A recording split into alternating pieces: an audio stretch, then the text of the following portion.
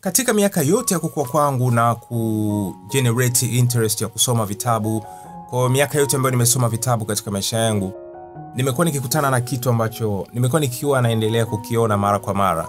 Ndio maana hata kuna wakati niwahi kusema kwamba siri ipo kwenye marudio.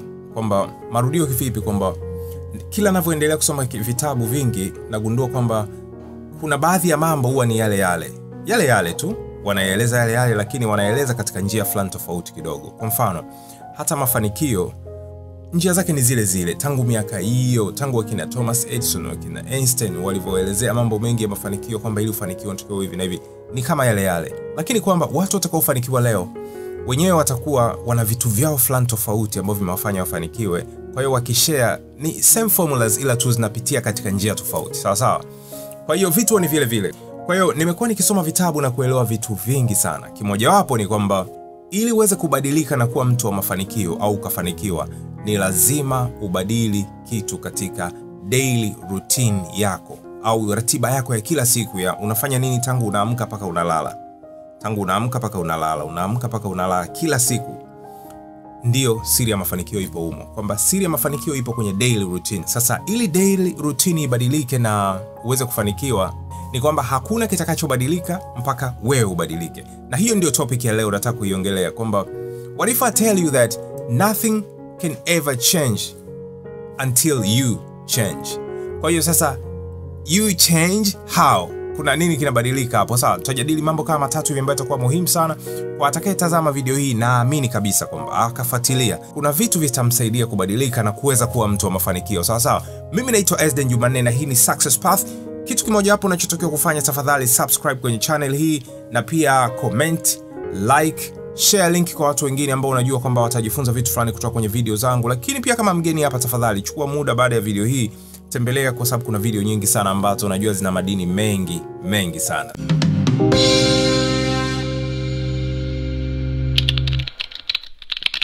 Okay, we are back once again. Mimi naitwa Ezden na hii ni Success Path. Karibu sana. Each one teach one. I'm here to teach you something today. By the way, before I go, unajua huwa napenda sana kuhusiana na masuala ya kusupport wengine, na pia napenda wengine wakinisupport mimi pia. Okay? Mwezi wa Ramadhani unakuja kwa wale ndugu zangu Waislamu. Kwa hiyo tumeamua kupokea sasa hivi kwa style fulani. Tunaukaribisha vizuri, kwamba hata wakati kama ukiwa unafuturu, basi unapata kikombe chako kama hiki kimoja. Ramadan Mubarak. Wewe na familia nzima. Leo sinywi kitu chochote, okay? Kuna vikombe, kuna t-shirts pia. So karibu sana. Tukiweke pembeni, tuendelee na somo letu la leo. What if I tell you that for you to be successful, nothing can ever change until you change. Wewe kuwa wa mafanikio au wewe kufanikiwa, hakuna kitakachobadilika mpaka wewe kwanza ubadilike. Na tumesema mabadiliko yapo kwenye nini? Kwenye daily routine, vitu vyako ambavyo unavifanya kila siku. Ukiweza kubadilisha hayo mambo, sasa bila shaka unaweza ukaanza kujihesabu kabisa kwamba sasa mimi naweza nikaa mtu mafanikio. Kuna vitu kadhaa ambavyo nimeviandaa asubuhi ya leo ambavyo nikasema nitashare hapa na kila mtu, then kila mtu maisha yake yabadilike, kila mtu afanikiwe. Hilo ndio lengo langu mimi, na nitasikia raha sana siku moja nikiona watu wengi wanafanikiwa na wakaja kutoa ushuhuda kwamba chanzo au sehemu ambayo walipata maarifa mengi ni kupitia Success Path. Sawa, basi tuende pamoja kwenye haya mambo matatu ambayo nimeandaa. Ni ya muhimu sana ili wewe uweze kubadilika. Kwa nini? Kwa sababu mafanikio hayawezi kukufuata, hakuna kitakachobadilika mpaka wewe ubadilike kwanza. Basi tuanze kujadili hapo mambo matatu. Unabadilikaje? Jambo la kwanza, be intentional, au tunasema dhamiria. Yani weka dhamira kabisa kwamba mimi nataka kubadilika. Unajua kila kitu lazima kianze na wewe mwenyewe kwanza. Kuna ule usemi unasema kwamba if you think you can, you're right, or if you think you can't, you're right pia. Kwamba vile unavyofikiria ndivyo akili yako itakuandaa kuwa. Ndivyo ambavyo akili yako itaandaa mazingira kuwa hivyo. Ukishasema mimi siwezi kufanya kitu fulani, basi inakutengenezea mazingira kwamba hauwezi na hautaweza kufanya hicho kitu. Kwa hiyo ukisema unaweza, pia inakuandalia mazingira ya kuweza, na utajikuta unaweza kufanya hicho kitu ndani ya muda tu mfupi. Sawa sawa. Sasa dhamiria, weka dhamira. Unajua ukiweka dhamira ndio ile kwamba kama unanuia kabisa kwamba mimi nataka kubadilika kwa sababu nataka kuwa mtu wa mafanikio. Kwa hiyo ukishadhamiria utafanya nini? Utaanza kufanya vile vitu muhimu ambavyo vinatakiwa kufanyika, kama kwa mfano kuwa na kitu kama notebook ambayo utakuwa unaandika mambo yako. Kwa mfano kujiandikia malengo yako, kuorodhesha malengo ambayo unajua unataka kuyakamilisha labda kwa mwaka huu, New Year resolutions ambazo watu wengi pia wanaandaa alafu mara nyingi hawazifati. wanakuwa so much excited by December to January, lakini ikifika tu hata mwezi wa 3 wa 4 kama mida hii unakuta hamna chochote ambacho kimefuatiliwa. Sasa ukidhamiria, maana yake ni kwamba kila ulichokiandika kwenye karatasi utakifuatilia, kwa sababu hicho ni kitu ambacho kitaenda kukuongezea thamani fulani, kitaenda kuongeza value fulani katika maisha yako, sawa, na kukubadilisha wewe kwanza kama character, kwa sababu baada ya mabadiliko yako wewe sasa ndio mabadiliko kwenye hayo maendeleo unayoyataka yataanza kutokea. Kwa hiyo cha kwanza, dhamiria, weka dhamira, be intentional. Tena yani specifically kabisa ni kwamba bana, mimi nataka kufanikiwa, kwa hiyo unaanza kubadilika. Kuna mwanajeshi mmoja nilikuwa naangalia, alikuwa ametoa kama a motivational video, akasema kwamba you need true motivation. Now let me tell you, the first thing when you wake up, make sure you make your bed. All right? Kitu cha kwanza ukiamka, tandika kitanda chako. Ukiona imefika saa 5 asubuhi, kitanda chako kiko vile yani vurugu mechi, ujue hapa inaweza ikawa vigumu sana. Arrange kama ni ofisi yako vizuri, hakikisha imekaa vizuri. Sitting room yako, yani maana yake nini? Ni kwamba uwe ni mtu ambaye unakaa sehemu safi. Ukiona uchafu, you take responsibility. Unajua natakiwa niondoe. Sawa sawa, watu wa mafanikio wako hivyo. Wana take responsibility bila kuangalia kuna nani anatakiwa afanye. No, as long as niko hapa na naona kitu fulani kijakaa sawa, naenda kurekebisha mimi. Sawa sawa. Kwa hiyo ni point ya kwanza. Point ya pili, enroll in courses. Tafuta kozi mbalimbali kwenye kitu ambacho hicho unakitaka. Kwa sababu gani? Ngoja nikwambie, kila kitu kinahitaji maarifa maalum. Kwa hiyo hauwezi ukasema kwamba wewe unataka eti labda uwe mtangazaji mzuri sana, lakini unaishia tu labda kusikiliza baadhi ya watangazaji unaowapenda, lakini hausomi kitabu chochote, lakini hakuna kozi yoyote, lakini hakuna mwalimu yoyote anayejaribu kukuelezea kwamba hivi ndivyo inavyokuwa. Matokeo yake ndio leo ukienda kwenye vyuo vya utangazaji unakuta kuna wakina Bidazan kama 100. Vyuo vyote Tanzania. Ukienda redio za mikoani kuna wakina Bidazan, kuna wakina Adamu Mchomvu, wanawaiga wa jamaa. Sawa sawa. Sikiliza, hawa jamaa hawana tatizo. Wao walichofanya ni kwamba wao wamefanikiwa katika kuteka akili za watu kwa style zao nzuri ambazo wao wanazitumia. Sawa sawa.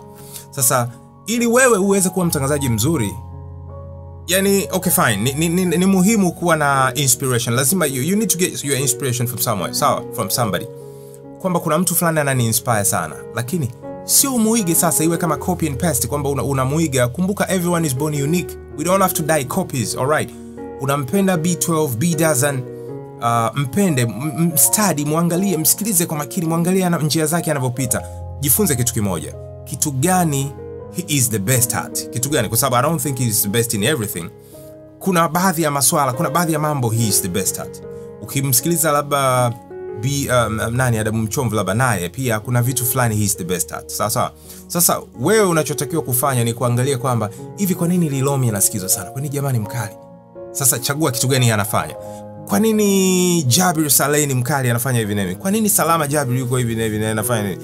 Kwa nini? You see, watangazaji wote ambao wewe unawapenda, chukua vitu fulani kwao. Angalia vile vitu ambavyo ni vikali, ni elements, kuna key elements ambazo zinamtengeneza kila mtu.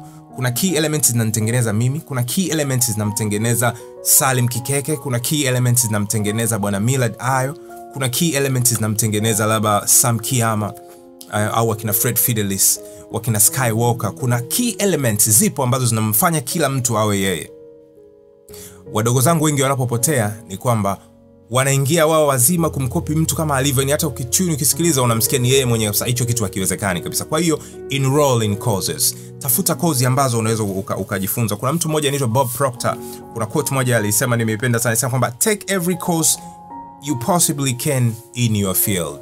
Take every course you possibly can in your field. Imagine that, kwamba usiache kozi hata moja ikupite.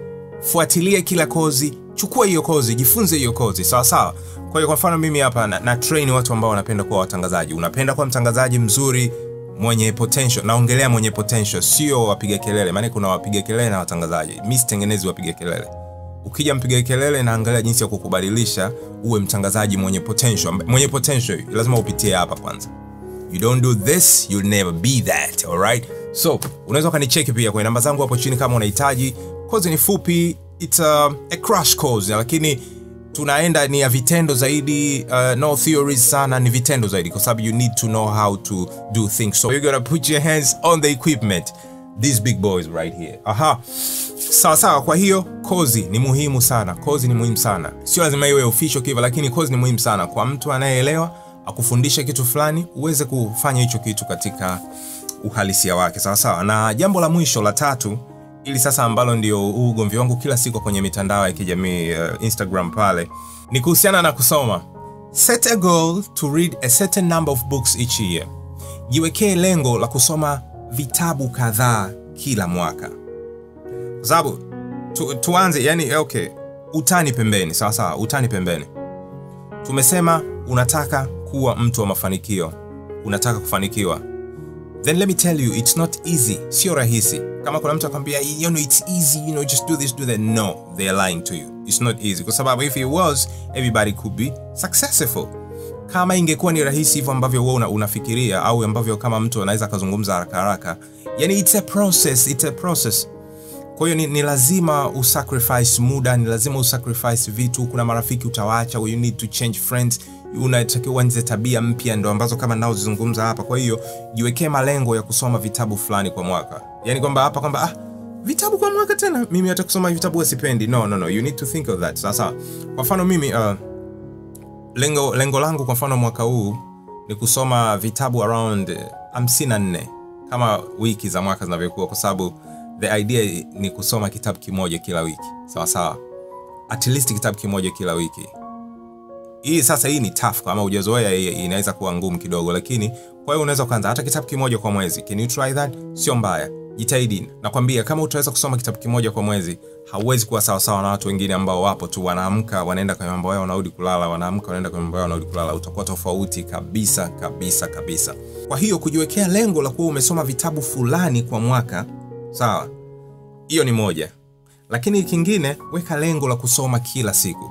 Na hapa ndugu yangu, ikibidi weka alarm kabisa. Tega alarm, inakukurupusha, unajua kwamba ikifika muda fulani muda wangu wa kusoma, ili wewe unasoma. Na hata sio sana. Soma tu kuanzia dakika 20 mpaka nusu saa. Then ukiona biashara unaipenda, kwa sababu kuna muda unafika unakuwa addicted. Kwa hiyo ukianza kufika huko utaanza kuona 20 minutes how can I read for 20 minutes? Kama mimi I can't. Nikichukua kitabu nikikaa 2-3 hours. Asa mpaka ufike huko, hiyo ni story nyingine sana. Unakuwa umeshaelewa entertainment yote iliyopo kwenye kitabu. You enjoy, unahama ulipo, unaenda sehemu nyingine unknown. Yani it's really nice. Kwa hiyo unajua ninapozungumzia kwamba uweke namba ya vitabu kadhaa kusoma kwa mwaka, hapa maana yake ni nini? Ni lazima sana upunguze kuangalia TV, au utoe kabisa kuangalia TV. Kwamba TV ije ni wakati wa kujifunza. Kwa mfano mimi, let me tell you, naweza nikatafuta masomo fulani labda kwenye YouTube ambayo yatanisaidia na yaweka kwenye flash drive, then ujue huo ndo muda. Nikisema naenda kukaa kwenye TV ni muda wangu wa kujifunza. Na inaweza kuwa nimefanya kazi nimechoka, kwa hiyo naenda na flash yangu nachomeka pale na kana tulia tu kwenye big screen, naangalia ya masomo ambayo nahitaji kuangalia. Sawa. Kwa naanza kuangalia masomo ya watu wengine wanaofanya labda mimi ninachofanya, wanafanyaje vizuri. Najifunza mambo mengi sana, au sio? Kwa my brothers wakina Joel na Nauka wanafanya video nzuri sana, wanafanya masomo mazuri sana kila siku nafuatilia. Wakina MC Luvanda wanafanya video nzuri, kazi nzuri sana. Kwa hiyo kila mtu aendelee kukaza kamba, aendelee kwenda mbele zaidi. Hiyo ndo maneno yangu ya mwisho napenda niseme kwa kila mtu, na don't forget to support your boy, alright? Ramadan Mubarak. It's a cap, it's nice one, alright? Lakini pia kuna t-shirts from 6, kuna round collar, mikono mifupi, kuna long sleeve t-shirts. So just ni wewe tu mwenyewe unataka ya aina gani. Come on yo. So karibu sana. Hii ni Success Path. Till next time, niambie kitu gani umekipenda kati ya mambo matatu ambayo nimeyazungumza. Je, uko tayari kubadilika? Kama upo tayari kubadilika, muda wa kubadilika ndo huu. Sawa. I gotta go yo.